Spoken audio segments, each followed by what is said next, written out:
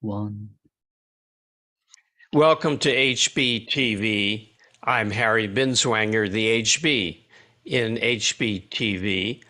I'm a philosopher who advocates Ayn Rand's philosophy of Objectivism.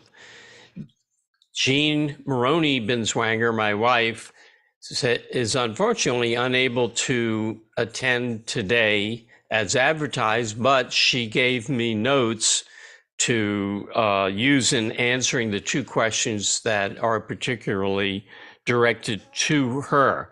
And I'm going to start with those. The first one is, do you find value in attachment theory for building and maintaining romantic, professional, platonic, and familial relationships? And she says she's not a clinical psychologist. In her master's degree work, she specialized in cognitive development, and all of her work has been with adults, with a focus on how to achieve goals, including relationship goals, since the question was about relationship, with the psychology you have. So she says, quote, I know very little about attachment theory, and so it makes no sense for me to evaluate it, close quote. But she goes on to say that in helping adults in her work, she finds that attachment theory, which is about diagnosing young children, essentially irrelevant if a person did not learn certain social skills as a child. He can learn them as an adult. He doesn't have to learn them, but he can learn them if he needs them to achieve a selfish goal. Similarly, if a person was somewhat second-handed as a child, meaning mentally dependent, substituting the thinking of others for his own, he will lack some important thinking skills. But these two he can learn and will need to learn if he sets selfish goals as an adult. She says that her view is that unless a child's mind has been destroyed by its upbringing, any foibles that are a result of childhood issues simply result in gaps in knowledge, values, and skill. And these can be remedied as an adult. They can be remedied by the kind of purposeful, selfish, objective processes that she teaches. And she mentions specifically self-direction, self-understanding, and rational goal setting. And she contrasts self-direction with both self-discipline and self-indulgence. The second question directed specifically to her is, if you oppose mindfulness, how would you reformulate it? Mindfulness is the skill of monitoring one's consciousness without jumping to conclusions. And she says that she opposes the term mindfulness because it's a package deal of many things, not just what the questioner referred to. It's a grab bag, she says, of proper attitudes and conventional errors. For example, a quick search of the internet shows a site with these 7 key attitudes of mindfulness: non-judging, patience, beginner's mind, I don't know what that is, trust, non-striving, acceptance, letting go. And she says every one of these needs contextual clarification. Some of them are valid in some contexts. Others are invalid, but perhaps could be reconceptualized carefully. For example, she says that it is improper to have a non-judging attitude. I would add that there's Ayn Rand's famous statement in response to the biblical injunction, judge not lest ye be judged, which is judge and be prepared to be judged. But Jean points out it is proper to avoid judging your emotions. So packaging these kinds of things together as mindfulness is a conceptual mess.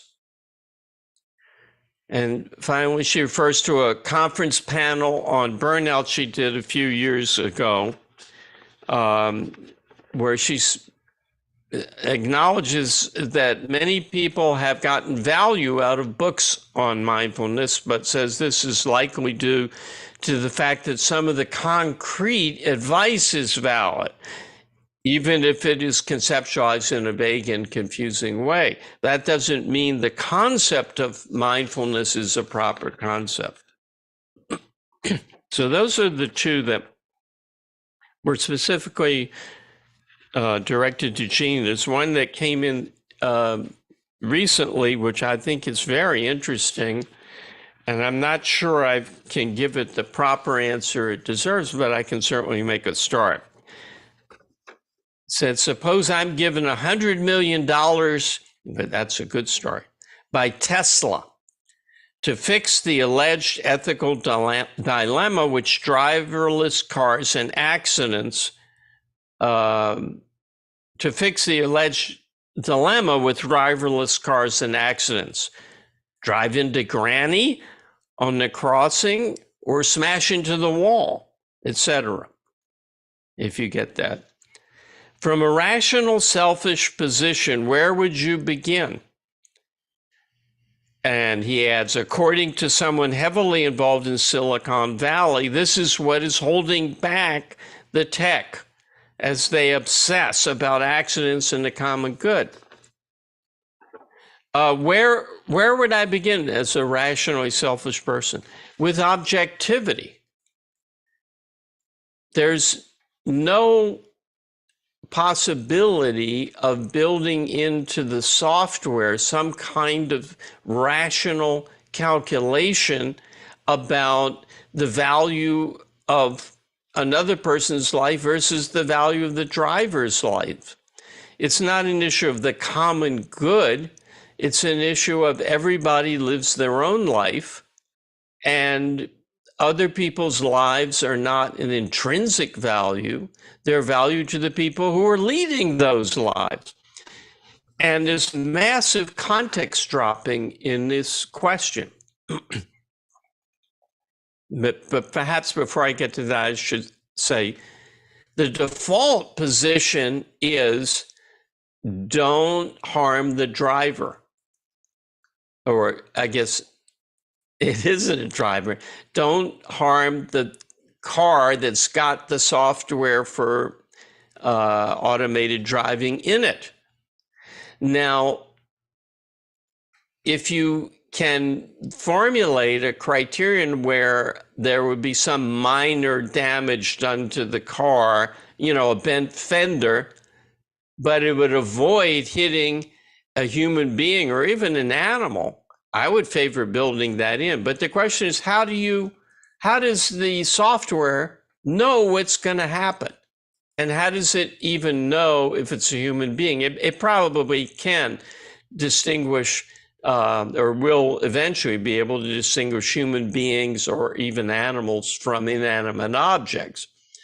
But the burden of proof has to be on anyone who says do something that will harm the passengers in the car that's driving in the name of any other consideration.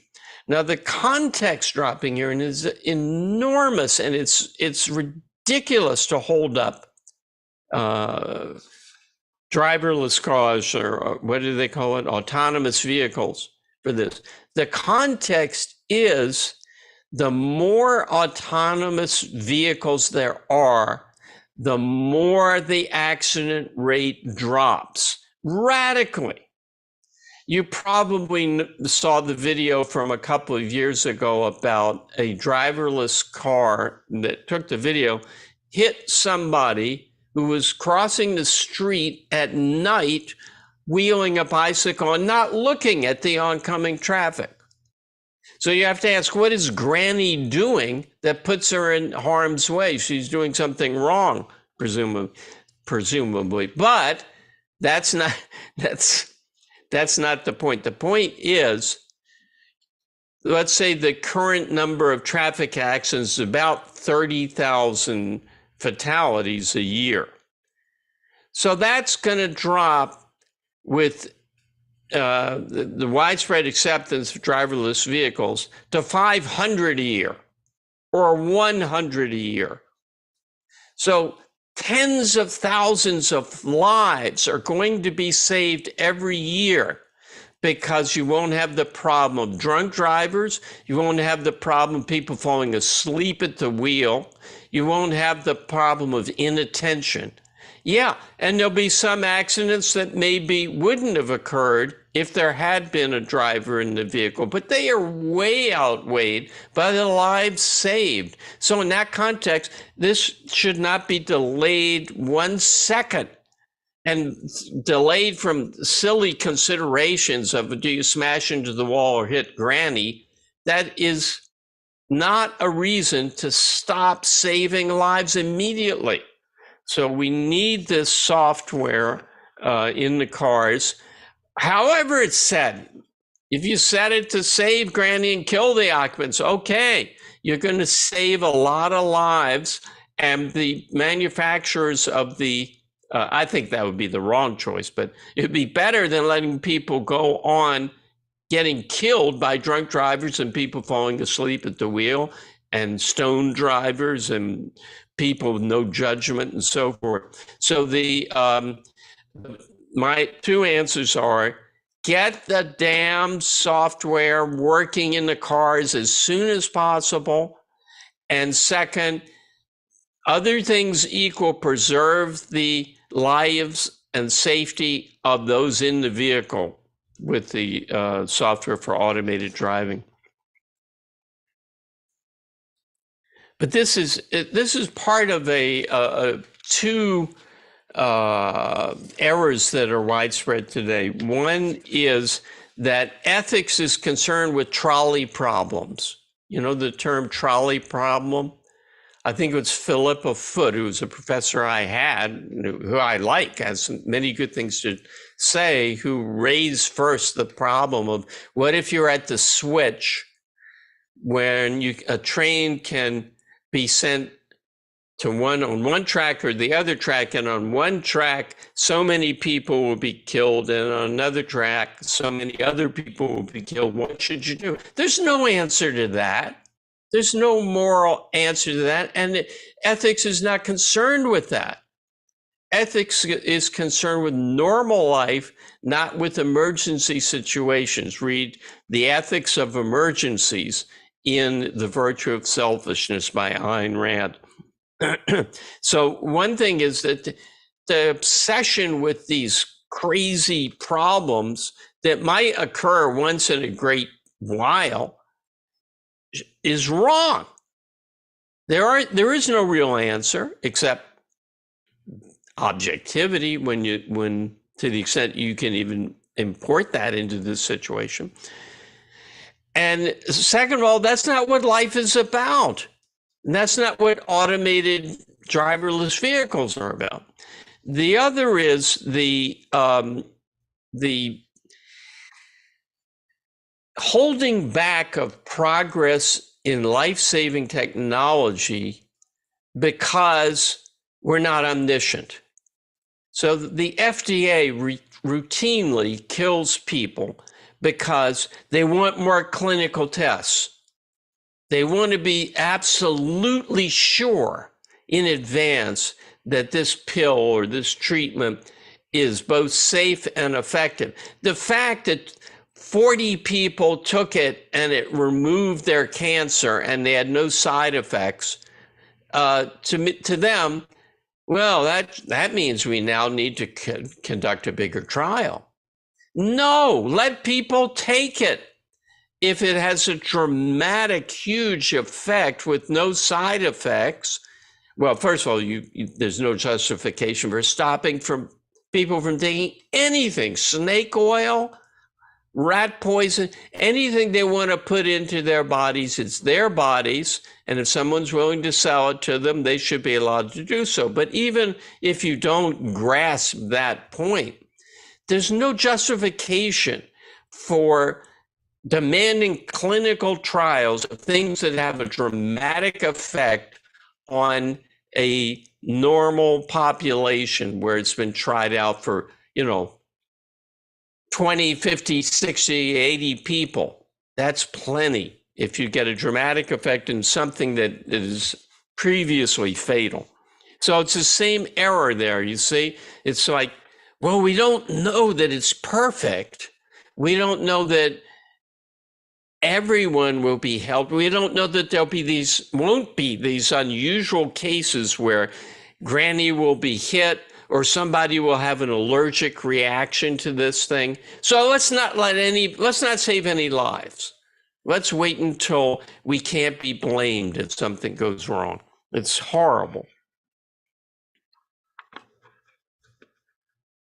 Here's a question. Do I agree with the objectivist argument against capital punishment?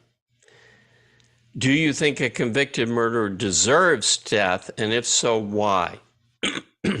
So let's start with the second. Yeah, I think a convicted murderer deserves death. Well, let me change that.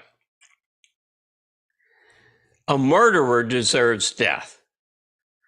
The objectivist position is, well, why does he deserve death? Because he inflicted it on somebody else. He loses his right to live and he deserves to die if he took another innocent life deliberately, which is what murder is. It's the height of immorality, and he doesn't deserve to be on this earth.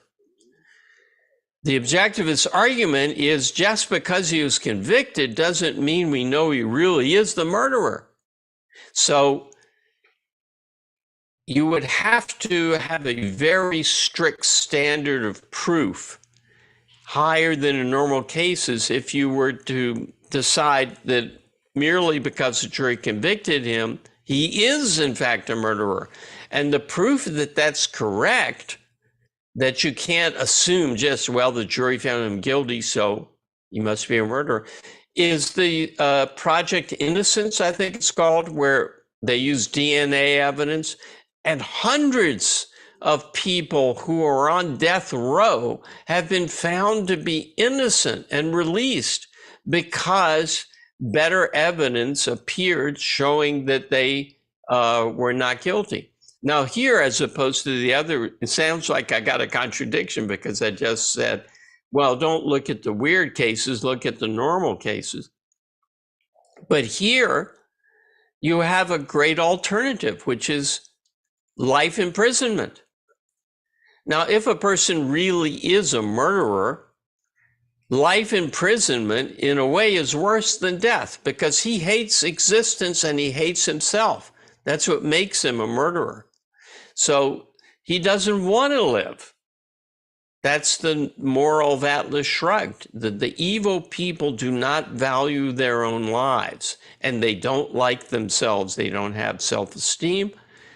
And for them to be forced to go on living is a torture in and of itself.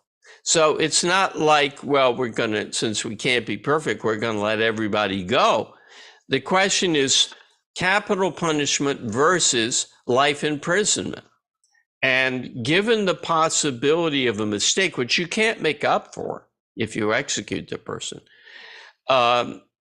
I do agree with the objectivist argument that the government should not put someone to death merely because a jury found him guilty beyond a reasonable doubt. Now, possibly, I think it's consistent with that argument that if you could formulate some higher standard of proof, but really high standard of proof for a murderer, and you convicted a person under that, then you could put him to death.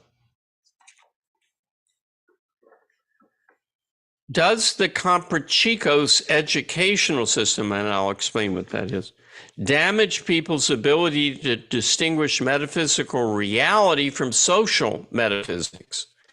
If so, does undoing this damage require some physical distance from people? No, no, and no. The Comprachicos is a term used in a Victor Hugo novel. I think it was an actual term historically. The novel is The Man Who Laughs.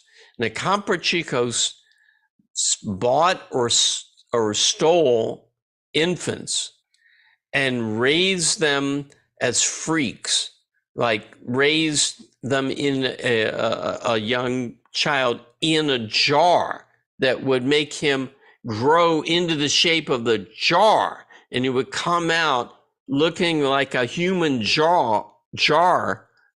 And why did they do this?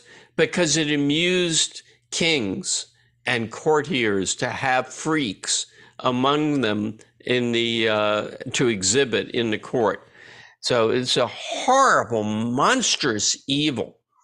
And Ayn Rand talks about the educational system of today being the equivalent for the mind of what the Comprachicos did for the body, did to the body. So people's minds are being all distorted and warped by the educational system, and they're coming out deformed mentally. So that's what the Comprachicos educational system refers to, particularly John Dewey's progressive education, which is the bottom of the, well, you can always get worse. It's very low, very evil. Does it damage people's ability to distinguish reality from social metaphysics? That is, from what other people say? No, you don't need any education to do that. You need to use your own mind. It does not, nothing can, aside from being driven insane, nothing can make you accept others say so as truth. It's your own default, regardless of what you're able to figure out on your own or not, that makes you independent or dependent. If so, does undoing this damage require some physical distance from people? No, not at all. It requires learning to think and thinking. Next question. To make a claim to knowledge, is the principle to identify the premises for validation? And she gives an example. No. It's to identify all the facts that are said, that you are taught or explained, prove that. It doesn't have to be premises. A premise is a statement in a deductive argument. Some arguments are made deductively, like if the Pythagorean theorem, the square on the side of the hypotenuse is equal to the sum of the squares on the other two sides. That's proved deductively, and you would go through the proof. I don't think you would identify the premises. You would go through the premises that establish that as knowledge. But most knowledge is not based upon deduction. Geometry, mathematics is more, it's not totally deductive, but it's more in that direction than most things that people deal with. So no, to make a claim to knowledge is a principle to identify the premise. No, it's to find out what is the evidence for it. What is offered in support of it? And the example is, when learning about evolution, ask the professor for his premises if he hasn't provided them. No, it's to look at the evidence. And in this case, actually, there's both inductive and deductive premises. For instance, inductively, that reproduction is in kind, but with variations, in particular with sexual mixing of genetic material. the offspring resemble the parents, but not exactly, and there are variations. And then the deductive part, some of these variations will help the struggle to survive, others will hurt. Those that help the struggle to survive will survive more often than those that hurt the struggle to survive. Only those, or in an inductive premise, only those organisms that are alive can reproduce. So favorable recombinations or mutations will be amplified through reproduction and will appear in the next generation and more in the next generation after that. And unfavorable ones will be weeded out. That is a deductive element in what is basically an inductive conclusion. As Darwin reached the idea of natural selection through a lot, years and years of careful observation. But when you learn, you have to actually distinguish two things: evolution and the mechanism of evolution. The facts of evolution are completely inductive. What makes us think that things evolved? Well, there are all kinds of fossils of organisms that have gone extinct. There are fossils of present day organisms from an earlier period that show changes as you get later and later in the strata of rock, like the horse was one that was worked out by G.G. Simpson in the 30s, I believe. An Eohippus first horse was very small and not completely horse-like in looking. And each, 100,000 years, it evolved bigger and bigger until it got to the modern horse. I think it's probably more than 100,000. So it's the fossil record plus certain experiments that make the case that evolution has occurred. Now, what experiments? Well, it's actually, you can observe it today. You can observe evolution. We've all observed that. Coronavirus, these variants that sweep the population of the viruses. We're on Omicron now. The original was Alpha. So we see changes occurring in the molecular structure of very, very simple things. The experiments I was referring to is if you take a bacteria and expose them to one germicide, say streptomycin, almost all of them will be killed. But if you take the ones who weren't killed and allow them to reproduce and then do the same thing again with their descendants, you can breed a strain of germs that are resistant to streptomycin. And then if you attack them with another different germicide, you can breed from the survivors of the streptomycin germs that are resistant to two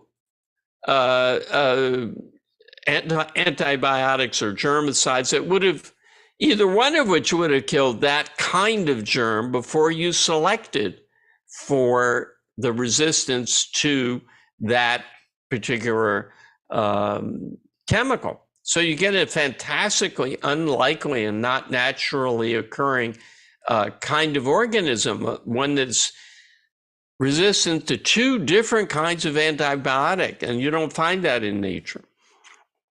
So the evidence, no, I wouldn't ask for his premises. If you're talking about evolution, I would ask, well, what is the fossil record? What is the current experience?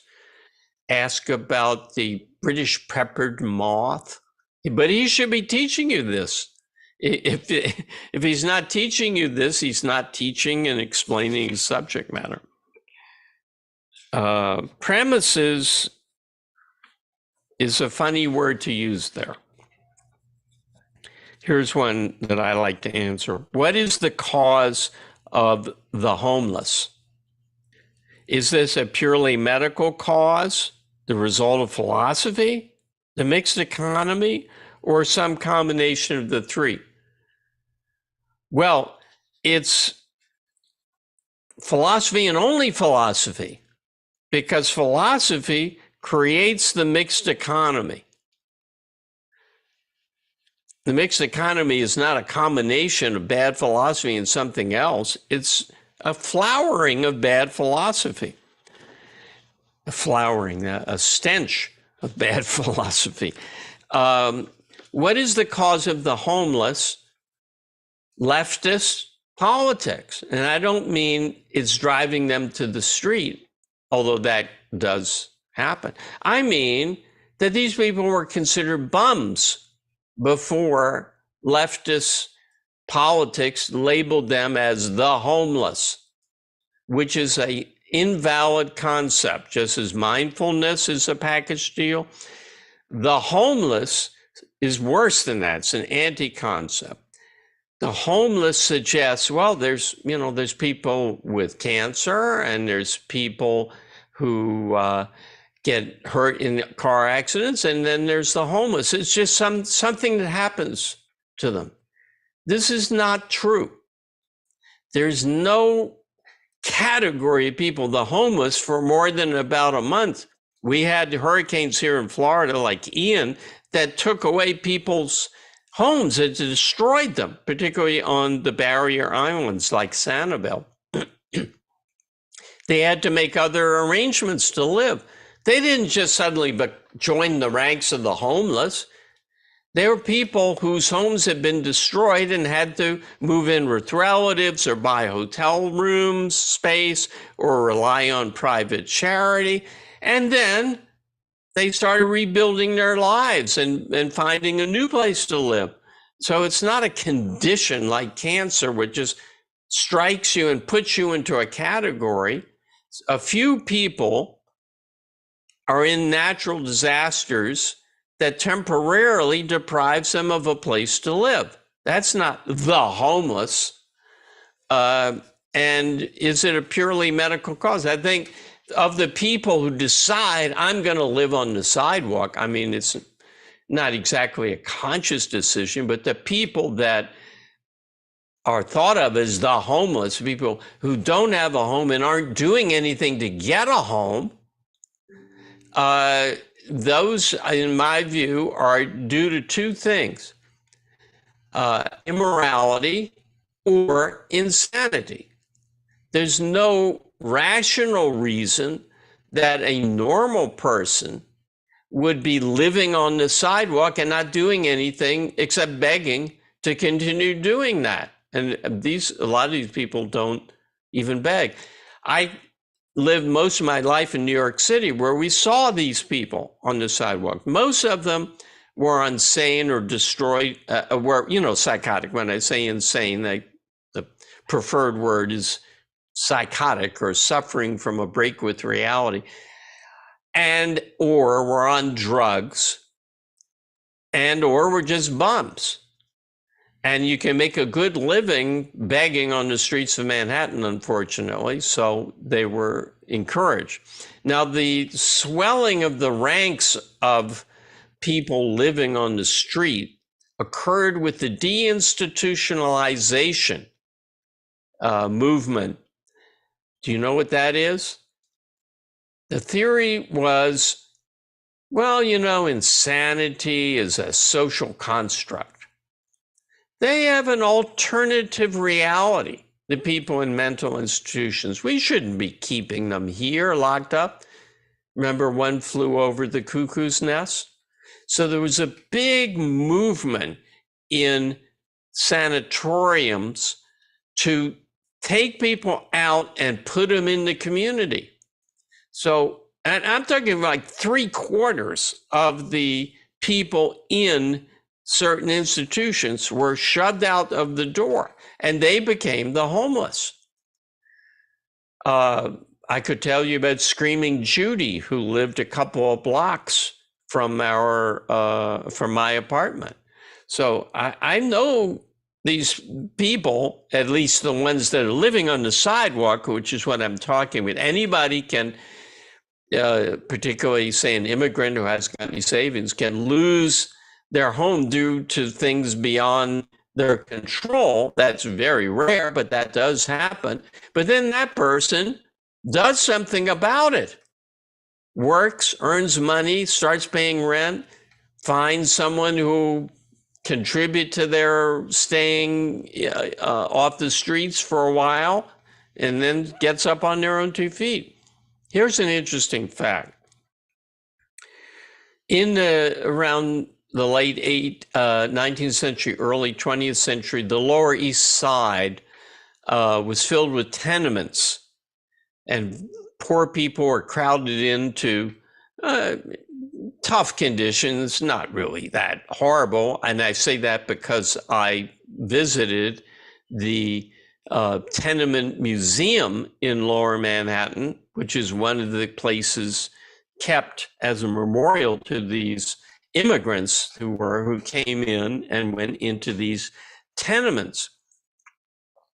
I did not know. I was shocked when I learned that the average length of time that they worked in these very crowded Lower East Side, not too sanitary conditions, was 2 years. The 19th century, late and the early 20th century was a much more capitalistic society, and these people were able to earn their way out into a better place of living, coming from, Eastern Europe with nothing, in about 2 years. So the mere fact that you don't have a place to live, let's say not by your fault, doesn't mean that you're the homeless. It means that you have to do something to earn what you have lost. Okay, I could go on, but it's becoming a personal rant. And we are at 4:37, so let's see if...